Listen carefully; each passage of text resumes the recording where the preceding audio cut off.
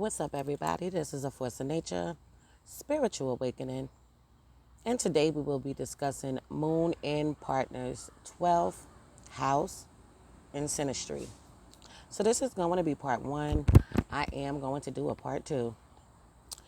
So first off, we know that the moon has to deal with emotions. It has to deal with the side that everybody else does not get a chance to see unless they know you.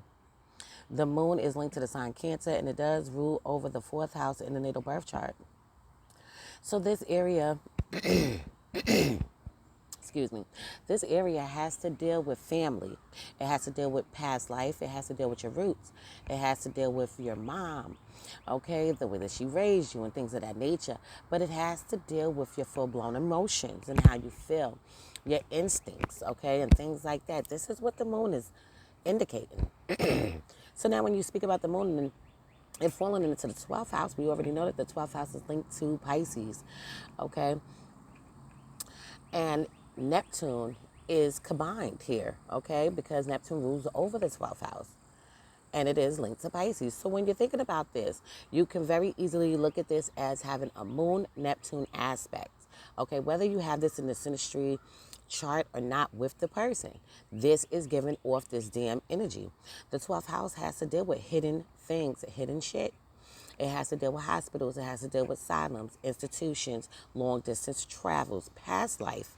It also has to deal with being denial.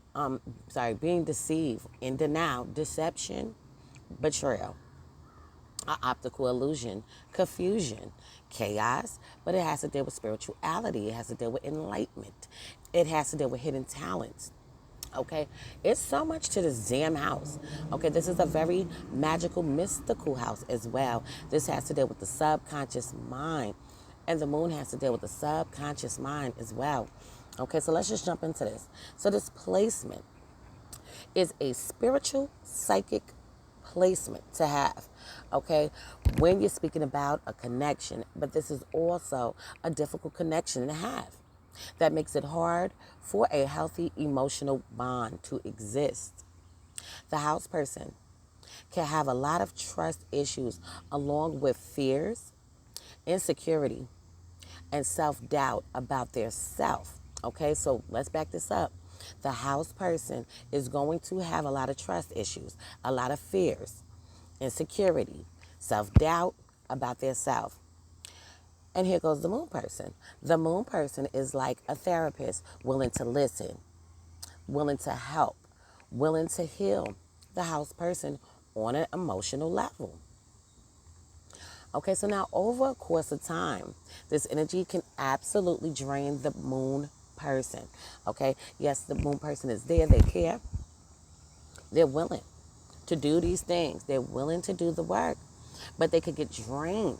That the house person is always dumping this heavy, deep, raw shit onto them all the time. Why do they get annoyed or a little drained? They get a little annoyed and drained because the house person will have an open line of communication to some degree with them, right? They will have this, it will exist between them, but the house person will make it as if when the moon person speaks up and views their opinions, their views on the topic, the house person gets mad, they get annoyed, and they start attacking the moon person. Or now, not so much physical, but that can happen.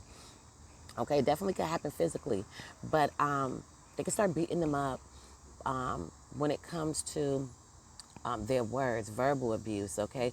I'm dogging them out. Well, you don't understand. You don't know what you're talking about. No, this is what happened. You know, getting aggressive is what can kind of go on and take place here a little bit when it comes to the house person doing it to the moon person. Let's move on.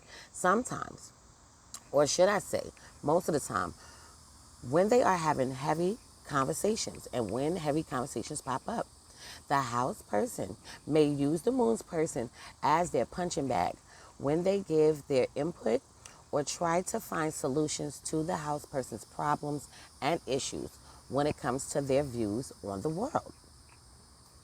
So the moon person can become extremely stressed out due to the 12th house person's deep emotional traumas. The moon person wants to heal the house person. They want to heal you. They want to help you. They want to listen. They want to also give their input though. Okay, they want to also exchange ideas and they want to give you their point of view.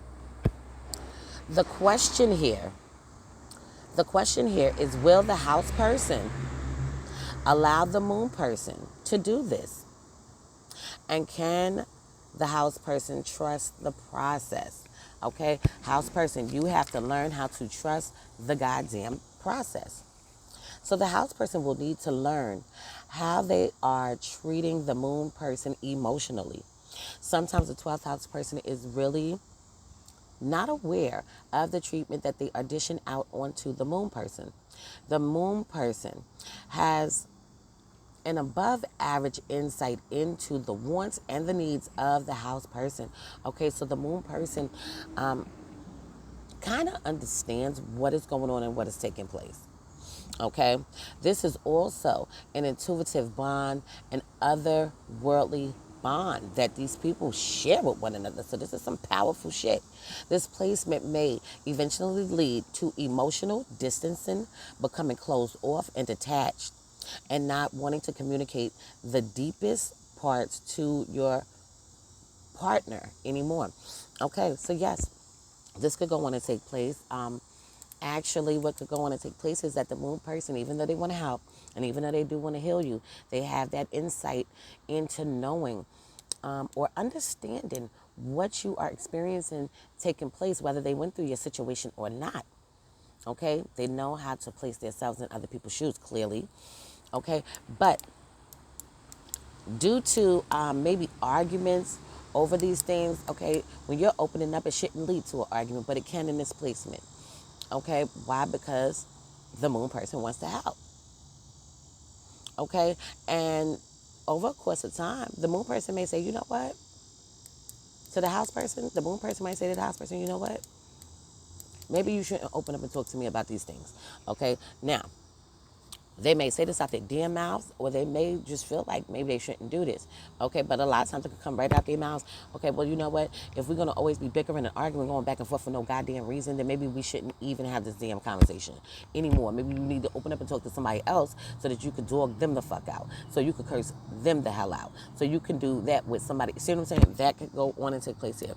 So this can go both ways for the people involved, though. Okay?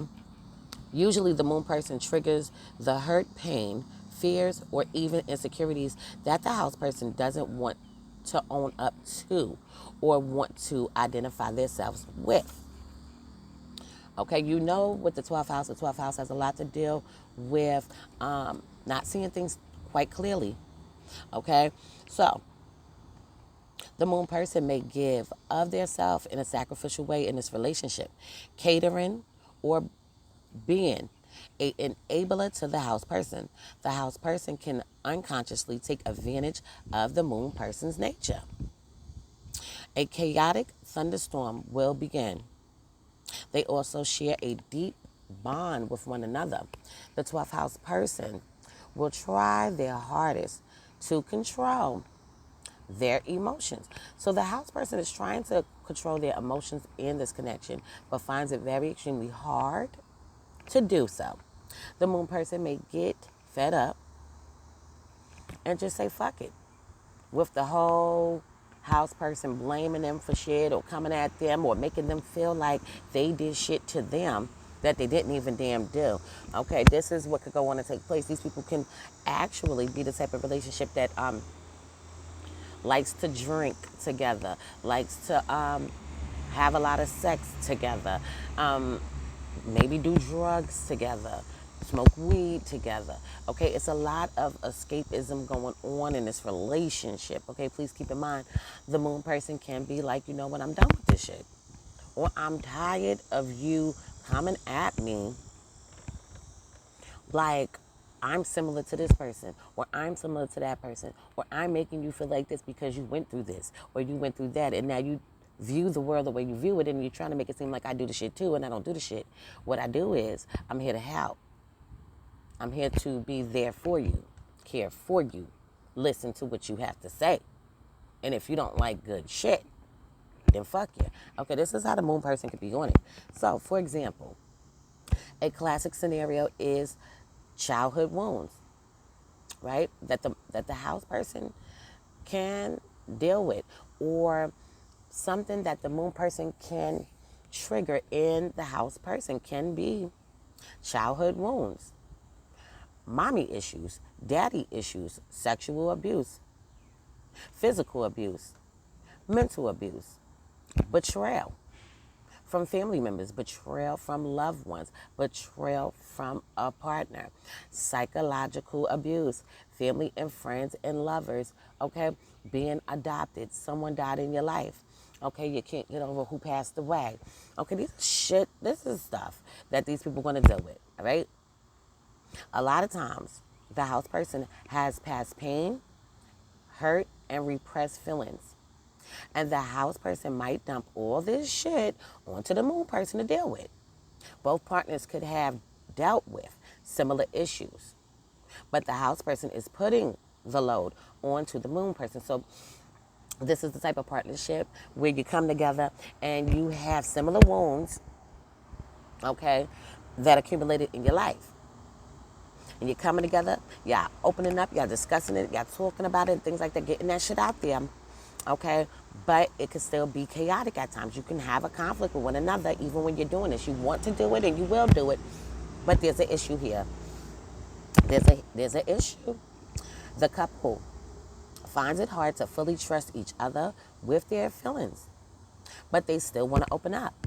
So this is a romantic love affair, a romantic relationship going on, taking place. The moon person is actually absolutely drawn to the 12th house person's energy, to their mysterious nature, to their mysterious aura. They can get completely wrapped up with each other.